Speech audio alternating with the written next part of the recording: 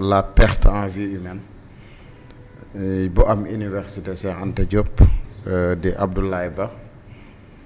di ko jaale Sénégal di ko jaale famem jaale ko njabootam. Di massawu aussi ñi am ay blessures parce que aussi y a certains de ces blessures yoo xamante ne dee sax a ko gën gis nañ fa ay blessures si am na fu nit di toll ci àddunaam dee sax moo koy gënal dund loolu moom c'est une vérité parce que booy dund après fekk sa dund amatul njëriñ tamit dee da koy mujjee gën su boobaa di nga noppalu ñëpp noppal sa famille kenn du sonn mais bu nekkee da ngay souffrir aussi sa famille di souffrir bu yàggee ñëpp sonn pour wax la ne rek ñoo nit ñu ngi leen di massaw bu baax a baax di leen encourager di leen ñaanal aussi ñu wér ñoom it ba ñu ñëwaat parce que ay loxo yu dagg ay R4 yu ubbeeku ay bët yu toj ay bopp yoo xamante ne vraiment ginnaaw gi yëpp fu yuuru nit war a nekk sax nga gis ne dafa toj ñu koy ñaw ay gémmiñ yoo xamante ne vraiment ci côté lèvre bi amatul dara lépp a toj yooyu yëpp c'est des images yoo xamante ne qui circulent des personnes yuy jóge 4e étage di tëb parce que dañu taal seen néeg li ko taal ay lacrymogène yooyu yëpp mënoon nañ ko éviter te naka lañ ko mënoon éviter mooy bu ñu doon dégg les alertes yu nit ñi doon def xam nga problème su amee il faut trouver une solution mais pas utiliser maanaam des déclarations irresponsables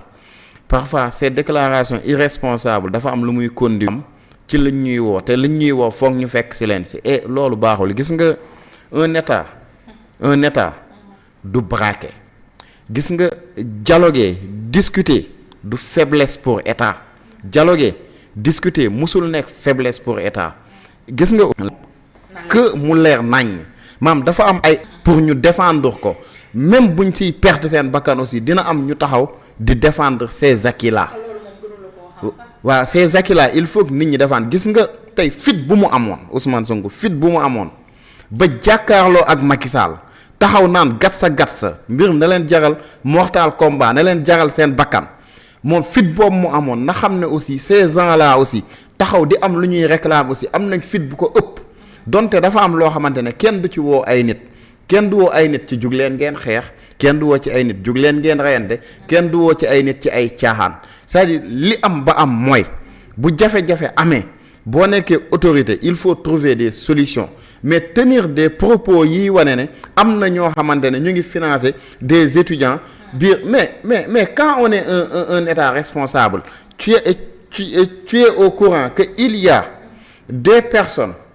qui infiltrent l'université Anta Diop de Dakar qui finance des étudiants mais il faut activer la justice il faut activer dik ñu dem ñu régler problème boobu ñoo xamante ne jàpp nga ne ñoom la mais on les convoque ñu arrêter leen mais effectivement mais di wax dans l'air comme ça et ça énerve finalement tout le monde même ñu àndoon ak yow sax daf leen di choquer parce que c'est des gens yam tan dañu mus a taxaw pour défendre la ba nit ñi bëggee taxaw jàpp la ñoom ñoo wàcc génn dans le passé ñoom ñoo fi taal université te combat politique la woon ñu dem ba dugal combat boobu biir université ba université bi tàkk loolu yëpp pour benn nit lañ ko doon defal nit boobu tey moom moo tax ñu fal benn président muy Bassirou Diomaye Diakhar Faye xam nga aujourd'hui le Sénégal quoi qu'on puisse dire man sur ces événements là j'ai appris une chose que dans ce pays dafa am crise d'autorité et ça c'est vrai dafa am crise d'autorité xam nga lan moo dama am crise d'autorité affaire bi dafay déclencher personne ne peut te dire qui doit parler kan moo war a wax kan moo war a régler problème bi kenn xamul kan la le ministre de l'enseignement supérieur lan lay jëriñ le directeur du COUD lan lay jëriñ le ministre de l'intérieur le premier ministre le président de la république anañu mais on attend une personne morte ñu rey ko après ñu ne dañu woote conférence de presse pour dire quoi au juste pour dire quoi tu as pris la décision de fermer l'université Anta Diop de Dakar maanaam tëj campus social mooy tëj nga université parce que bu campus social tëjee mooy université day tëj après ci nous dit ñëw leen damay def point de presse pour nous dire en fait quoi mais il faut nous faire un communiqué nous dire lan nga décider xam nga le gouvernement dañu décider dem Sine le président de la République dem na fa xaw ma ñaata yoon le premier ministre xaw ma ñaata yoon le président de l'Assemblée nationale dem na fa xaw ma ñaata yoon Sine parti unique moo fa am loolu du am Sénégal loolu du am Sénégal loolu il faut que ñoom ñu comprendre ko le premier ministre am na fu mu fi demoon xamatuma fan la ñëw naan réew yu dox yëpp dañoo wàññi seen liberté dañu restreindre seen liberté léegi dañu war restreindre aussi la liberté des uns et des autres dans ce pays-là Sénégal depuis combien d'années ñu ngi xeex pour am liberté d'expression ñu ngi xeex pour am démocratie bu mucc ayib depuis combien d'années Sénégal ñu ngi xeex pour maanaam am jàmm yàggul dara xeex yi fi amoon 2021 2024 yàggul dara répression biir université mais lan la fa force de défense et de sécurité yi di ut kan moo leen jox aval pour ñu dugg biir université Anta Diop de Dakar mais man j'ai jamais vu dans un pays normal normé et calibré mbir bu amee du am responsable fii rek laa gis mbir bu amee du am responsable kan mooy responsable kenn xamul kan la léegi il faut que nit dee ñu ne dañ lay woo kaay la ñu waxtaan mais combien de fois ici sur ce plateau j'ai dit que toog leen ngeen waxtaan ba démb si suba si fii avec monsieur Touré je l'ai dit nañu waxtaan régler ce problème là balaa muy mucc ayib balaa muy jéggi dayoo et finalement looloo am liñ ci doon bañ moo am déjà yow am nga benn étudiant bu décédé am nga combien d'étudiants blessés on te dit plus de 100 étudiants arrêtés pour lan 100 étudiants yi lan lañ leen arrêté maanaam bokk ci manifestation ba am den autorisé wuñ ko biir université mais xoolal bases yooyu nga ne étudiant bi daa bokk ay manifestation ba am autorisé wuñ nga fekk ko biir université mais le pire mais le pire mais tu arrêtes un étudiant d'accord xeex am na dugg nga pour arrêter un étudiant mais tu l'arrêtes étudiant bi du bandi comme je l'ai dit hier du wëyu du toxkatu yàmba mais jàpp nga ko mais looy monote étudiant di bëkk di tànn par carte di dóor et pourtant ces choses là moom moo fi amoon ba ñëpp taxaw di ko jooytu di ko kaas ñu ko doon jooy démb doon ko kaas démb ana ñu tey ana ñu tey bu nekkee ñun dañu woote woon changement uniquement pour lii jaru ko woon kon bu nit tëbee ne li fi nekkoon a gën li fi nekk tey jarul nit ñi di ko attaquer di ko saaga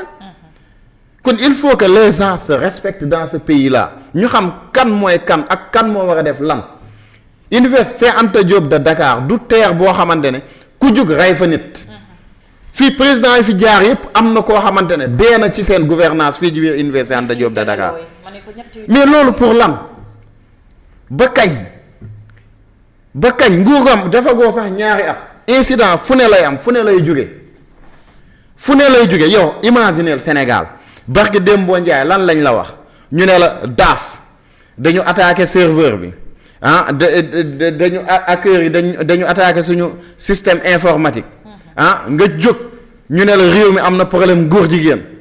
nga jóg ñu ne la réew mi université ñu ngi grève nga jóg réew mi ñu ne la élèves yi sax boycotté nañ composition yi nga jóg ñu ne la enseignants yi ñu ngi grève secteur santé ñu ngi grève kan moo des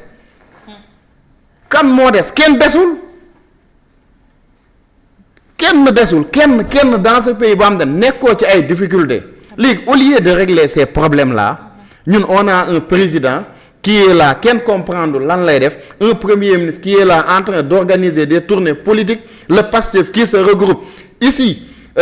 au CICES en train de danser au moment où les étudiants sont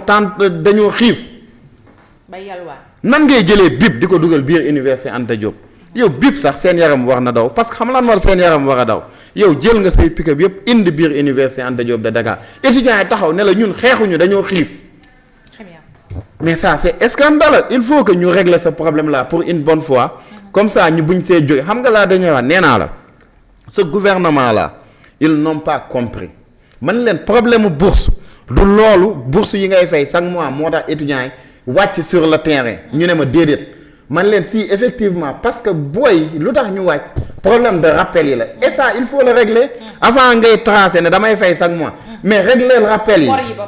mais quand même il faut que qu'on nous respecte au moins ñun am nañ xel di xalaat tamit quoi parce que man li may bañ mooy ñu jàppee sénégalais ay dof sénégalais dofuñu ay nit lañu ñii falu tey gënuñu noonu ñite gënuñu ñoo xam réew mi nan lay fonctionner mais qu'il nous respecte au moins parce que li am nii yëpp manque de respect la et de considération étudiants yi dañoo jug xeex te affaire bi weesu na sax ay étudiants li am démb imagine man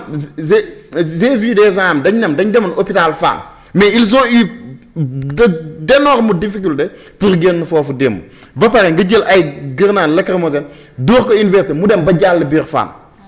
foofu Fann ay malade fa ne mais nit mun na fa fatt sax dee fa ci ay lacrymogènes. Très bien, merci Thierno. Sénégal xanaa xaalis bi yëpp lacrymogène lañ koy jënd léegi lu ñu am yëpp léegi ci lacrymogène la jëm. Très bien, merci beaucoup Thierno. Alors Pape noo jàngate cette situation est-ce que da nga koy imputer